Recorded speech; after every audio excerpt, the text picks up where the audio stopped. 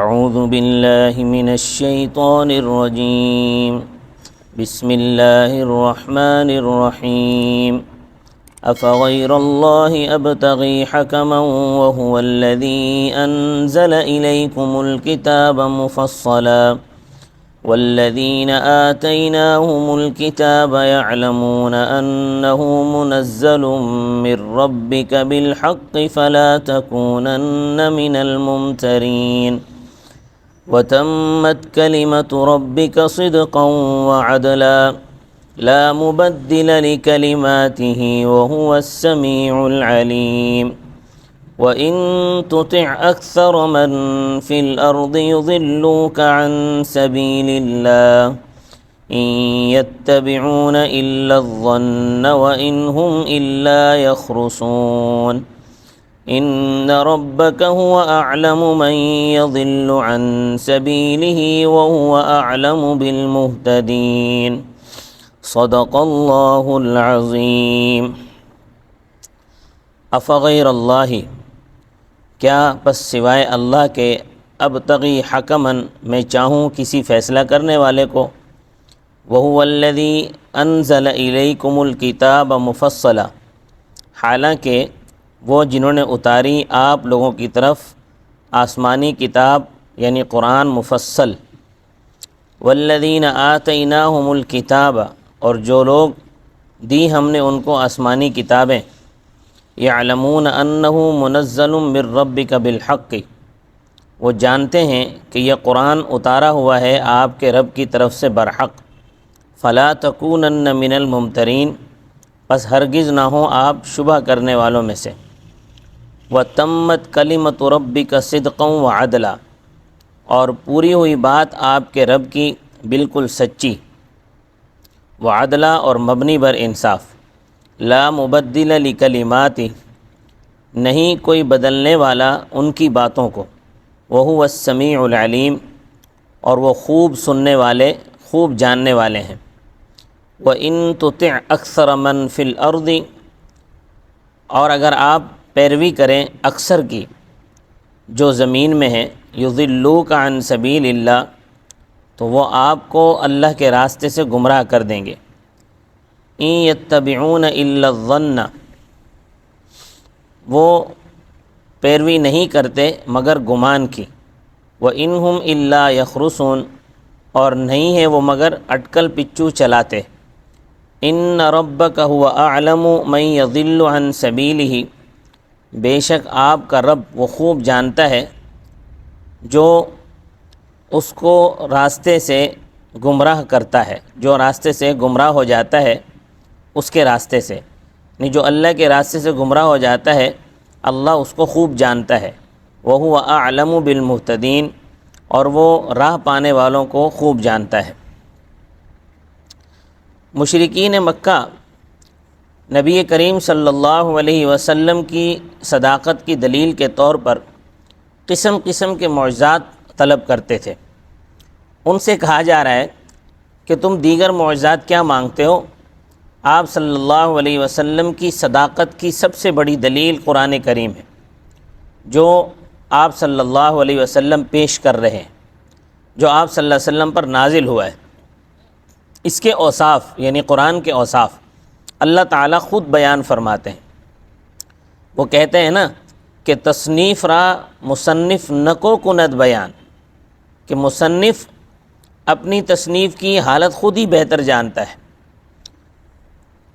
قرآن کریم کی 4 خوبیاں ان آیتوں میں بیان کی گئی ہیں۔ نمبر 1، قرآن کریم تفصیل وار نازل کیا گیا ہے۔ قرآن نے دین کی تمام باتیں پوری وضاحت کے ساتھ، تمام جو بنیادی باتیں وہ پوری وضاحت کے ساتھ بیان کی ہیں۔ اس میں کوئی ابہام، کوئی گنجلک نہیں ہے۔ لمبی آیتوں میں بھی چھوٹے چھوٹے فقرے ہیں جن کی وجہ سے قرآن کا سمجھنا نہایت آسان ہے، اور اتنی بڑی کتاب کا ایک نہج پر ہونا یہ اس کی ایک خوبی ہے اور دلیل ہے کہ یہ اللہ کی کتاب ہے۔ سورۃ النساء کی آیت نمبر 82 میں افلا یتدبرون القرآن ولو کان من عند غیر اللہ لوجدوا فیہ اختلافا کثیرا، کہ کیا تو وہ لوگ قرآن میں غور نہیں کرتے۔ اگر یہ اللہ کے سوا کسی اور کا کلام ہوتا تو اس میں بکثرت تفاوت پائے جاتے۔ اتنی بڑی کتاب کو کوئی انسان ایک نہج پر کیسے لکھ سکتا ہے؟ تو یہ پہلی خوبی ہے۔ دوسری خوبی یہ کہ یہود و نصارہ جن کو آسمانی کتابیں تورات اور انجیل دی گئیں، وہ ان بشارات کی بنیاد پر جو ان کی کتابوں میں موجود ہیں خوب جانتے ہیں اس بات کو کہ قرآن واقعی پروردگار کی طرف سے نازل کی ہوئی کتاب ہے۔ والفضل ما شہدت به الاعداء، غیر کی گواہی اصل میں سب سے بڑی گواہی ہے۔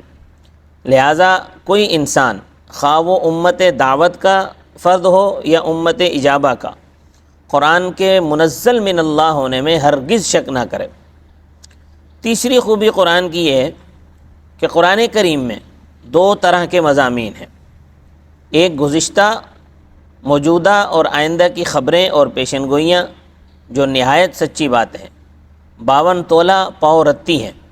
آج تک قرآن کی کسی ایک بات پر بھی انگلی نہیں اٹھائی جا سکی، کوئی انگلی نہیں رکھ سکتا، اور نہ قرآن کی کوئی بات خلاف واقعہ ثابت ہوئی، جبکہ یہ سب غیب کی باتیں، ان غیب کی باتوں کو عالم الغیب کے سوا کوئی نہیں جان سکتا، اور صحیح طور پر عالم الغیب کے سوا کوئی بیان بھی نہیں کر سکتا۔ تو یہ پہلی طرح کے مضامین ہیں۔ دوسری طرح کے مضامین قرآن کریم میں انسان کی عملی زندگی سے متعلق احکام ہیں، اور وہ سب مبنی بر انصاف ہیں۔ تمام احکام میں پوری رعایت ہے کہ کوئی حکم عدل و انصاف کی راہ سے ہٹا ہوا نہ ہو۔ یہ جو وضعی قوانین ہوتے ہیں، یعنی پارلیمنٹری قوانین، ان قوانین میں بھی آج کل تو خیر ہمارے ان قوانین کا کہنا ہی کیا کہ جو راتوں کے اندھیروں میں پاس کیے جاتے ہیں، صرف اور صرف عوام کو دبانے کے لیے، اس لیے نہیں کہ عوام کو انصاف دیا جائے، عدل اور انصاف کے ساتھ جو ہے وہ عوام کے ساتھ رویہ رکھا جائے، اس وجہ سے نہیں، بلکہ قوانین اس وجہ سے بنتے ہیں اور اس طرح کے قوانین بنائے جاتے ہیں کہ عوام کو کیسے دبایا جائے۔ تو اگر کسی ملک میں کوئی وضعی پارلیمنٹری قوانین اس حساب سے بھی بنتے ہیں کہ بھئی عوام کو انصاف وغیرہ دیا جائے، اور ان تمام چیزوں کا لحاظ بھی اگر اس میں رکھا جاتا ہے، تو پھر بھی وہ کامیاب نہیں ہو پاتے۔ ایک قانون بناتے ہیں، بعد میں ظاہر ہوتا ہے کہ یہ قانون غلط تھا، اس میں پھر ترمیم کرنی پڑتی ہے، چنانچہ وہ اس میں تبدیلی کرتے ہیں۔ اب ہوتا یہ ہے کہ وہ جو قانون انہوں نے بنایا وہ ایک ملک کے عوام کے لیے بنایا ہوتا ہے، جبکہ قرآن کریم نے تمام انسانیت اور سارے عالم کے لیے احکامات نازل فرمائے، اور صرف یہی نہیں کہ احکامات نازل فرما دیے بلکہ ان میں عدل و انصاف کی رعایت بھی رکھی ہے۔ آج تک قرآن کا کوئی حکم انصاف کے راستے سے ہٹا ہوا نہیں، نہ آج تک قرآن کے کسی حکم میں تبدیلی کی ضرورت پیش آئی، اور یہ بات دلیل ہے کہ قرآن خالق کائنات کی طرف سے نازل کیا ہوا ہے۔ چوتھی خوبی قرآن کریم کی یہ ہے کہ قرآن اللہ کا کلام ہے، اس میں کوئی تبدیلی ممکن نہیں ہے۔ اللہ تعالیٰ نے خود اس کی حفاظت کی ذمہ داری لی ہے، قیامت تک باقی رہنے والی کتاب ہے۔ اب کوئی دوسری کتاب قرآن کو منسوخ نہیں کر سکتی تھی۔ یہ بات بھی قبیل غیب سے ہے، آج تک کوئی قرآن کریم کے ایک حرف کو نہیں بدل سکا، اور نہ ہی قرآن کریم کی مانند کوئی چھوٹا سا ٹکڑا بنا سکا، نہ کوئی ناسخ کتاب آئی۔ یہ بھی دلیل ہے کہ یہ اللہ کی کتاب ہے، اور آپ صلی اللہ علیہ وسلم کی صداقت کی سب سے بڑی دلیل ہے۔ قرآن کریم کی یہ اوصاف، یہ خوبیاں اللہ تعالیٰ بیان فرما رہے ہیں جو سمیع اور علیم ہیں، جو معترضین کی باتیں خوب سن رہے ہیں، حقیقت حال سے خوب واقف ہیں۔ یہ کتاب آپ صلی اللہ علیہ وسلم کا سب سے بڑا معجزہ ہے۔ اس کتاب کو منصف بناؤ، یعنی جج بناؤ اور ایمان لاؤ، دوسرے معجزات کیا طلب کرتے ہو؟ تو فرمایا افغیر اللہ ابتغی حکما، کیا میں اللہ کے علاوہ کو فیصلہ کرنے والا چاہوں؟ وہو الذی انزل الیکم الکتاب مفصلا، جبکہ انہوں نے ہی تمہاری طرف تفصیل وار قرآن نازل کیا ہے۔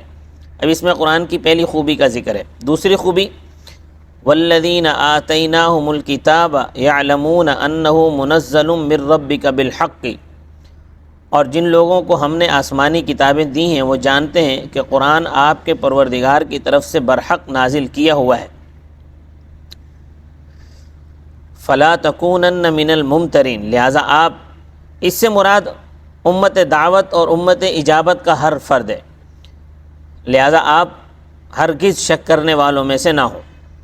تیسری خوبی، وَتَمَّتْ كَلِمَةُ رَبِّكَ صِدْقًا وَعَدْلًا، اور آپ کے پروردگار کی بات بالکل سچی، مبنی بر انصاف، کامل ہوئی۔ لا مبدل لکلماتی، یہ چوتھی خوبی ہے کہ ان کی باتوں کو کوئی بدلنے والا نہیں ہے۔ وَهُوَ السَّمِيعُ الْعَلِيمُ، اور وہ خوب سننے والے، ہر بات کے جاننے والے ہیں۔ کوئی کہہ سکتا ہے، سوال پیدا ہو سکتا ہے کہ لوگوں کی اکثریت یعنی 2/3 قرآن کو اللہ کا کلام نہیں مانتی، اور وہ اس کو محمد صلی اللہ علیہ وسلم کی تصنیف بتاتے ہیں، تو ہم قرآن کو اللہ کا کلام کیسے مان لیں؟ کہتے ہیں نا کہ زبان خلق کو نقارہ خدا سمجھو، تو اکثریت تو قرآن کو اللہ کا کلام نہیں مانتی، تو پھر ہم کیسے اس کو مان لیں اللہ کا کلام؟ تو اس کا جواب یہ ہے کہ اکثریت کی بات بے دلیل اور اٹکل پچو ہے، اس لیے اس کا کوئی اعتبار نہیں۔ قرآن کریم نے گزشتہ آیات میں اپنی مدلل بات پیش کی ہے، لہذا اس کا اعتبار کرو۔ اور مشاہدہ یہ ہے، تاریخ بھی یہ بتلاتی ہے کہ اکثریت ان لوگوں کی ہوتی ہے جو محض خیالی، بے اصولی اور اٹکل پچو کی باتیں کرتے ہیں اور مانتے ہیں، بلکہ جو اکثریت کی بات لے گا وہ سیدھی راہ سے بھٹک جائے گا۔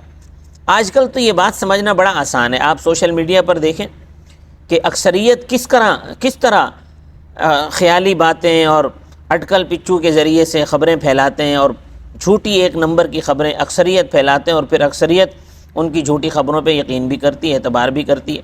صرف سوشل میڈیا ہی کیا، آپ پرنٹ میڈیا دیکھ لیں، الیکٹرانک میڈیا دیکھ لیں، سب کا یہی حال ہے۔ اور قرآن نے یہ بات بیان فرما دی ہے کہ اکثریت کی بات جو لے گا وہ یقیناً سیدھی راہ سے بھٹک جائے گا۔ یہ نبی کریم صلی اللہ علیہ وسلم پر رکھ کر دوسروں کو سنایا ہے، اور یہ بات اللہ تعالیٰ بیان کر رہے ہیں۔ اللہ تعالیٰ وہ ہیں جو خوب جانتے ہیں کہ راہ راست سے بھٹکنے والا کون ہے، بچلنے والا کون ہے، اور راہ راست پر چلنے والا کون ہے۔ تو انسانوں کا عام مزاج یہی ہے کہ وہ جب جس عقیدے کی طرف لوگوں کی بھیڑ کو دیکھتے ہیں، بس وہ اس کو قبول کر لیتے ہیں، چاہے اس کی کوئی دلیل ہو یا نہ ہو۔ یہی سب سے بڑی دلیل ہے، تو اتنے سارے لوگ یہ کام کر رہے ہیں تو کہ اتنے سارے لوگ غلط ہیں، آپ اکیلے سچے ہو۔ حالانکہ اہمیت اس بات کی ہے کہ اس کے پیچھے عقلی یا نقلی دلیل ہو۔ آپ جس چیز پر عمل کر رہے ہیں، جس عقیدے پر آپ قائم ہیں، جو عقیدہ آپ نے اپنا بنایا ہوا ہے، اس عقیدے پر کوئی عقلی یا نقلی دلیل ہونی چاہیے۔ اگر بلا دلیل، محض اندازے سے اور اٹکل سے کوئی بات کہی گئی ہو تو اس کی طرف توجہ نہ دی جائے، اس کا کوئی اعتبار نہیں، اگرچہ اس کے ماننے والے اور کہنے والے زیادہ ہوں۔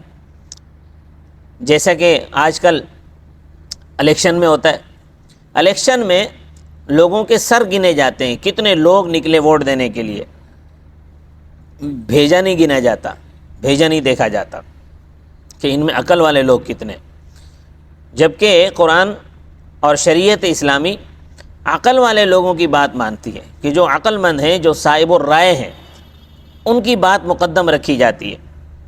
اب ہوتا یہ ہے کہ یہ نامعقول بات ہے کہ سر گنے جائیں اور وہ ووٹ ڈالیں، تو یہ اب چونکہ اکثریت یہ کر رہی ہے تو یہ نامعقول بات اب معقول ہو گئی ہے، اب ہر کوئی اسی کا راگ الاپتا ہے۔ تو اس اگلی آیت کے شروع میں اسی بات کی طرف اشارہ ہے، فرمایا وَإِن تُطِعْ أَكْثَرَ مَنْ فِي الْأَرْضِ، اور اگر آپ زمین میں بسنے والوں کی اکثریت کی بات مانیں گے، يُضِلُّوكَ عَنْ سَبِيلِ اللَّهِ، تو وہ آپ کو اللہ کے راستے سے بھٹکا دیں گے۔ إِن يَتَّبِعُونَ إِلَّا الظَّنَّ، وہ لوگ یعنی اکثریت صرف گمان کی پیروی کرتے ہیں، وَإِنْهُمْ إِلَّا يَخْرُصُونَ، اور وہ صرف اٹکل اڑاتے ہیں۔ إِنَّ رَبَّكَ هُوَ أَعْلَمُ مَنْ يَضِلُّ عَنْ سَبِيلِهِ، بے شک آپ کے پروردگار خوب جانتے ہیں اس کو جو اس کے راستے سے گمراہ ہوا، اس کے راستے سے بچلا۔ وَهُوَ أَعْلَمُ بِالْمُهْتَدِينَ، اور وہ خوب جانتے ہیں راہ پانے والوں کو۔ یعنی اکثریت کی بات صحیح نہیں ہے، مسلمان جو راہ اپنائے ہوئے ہیں، جس راستے پر مسلمان چل رہے ہیں، وہی راستہ بالکل صحیح اور سیدھا ہے۔ صدق اللہ العظیم۔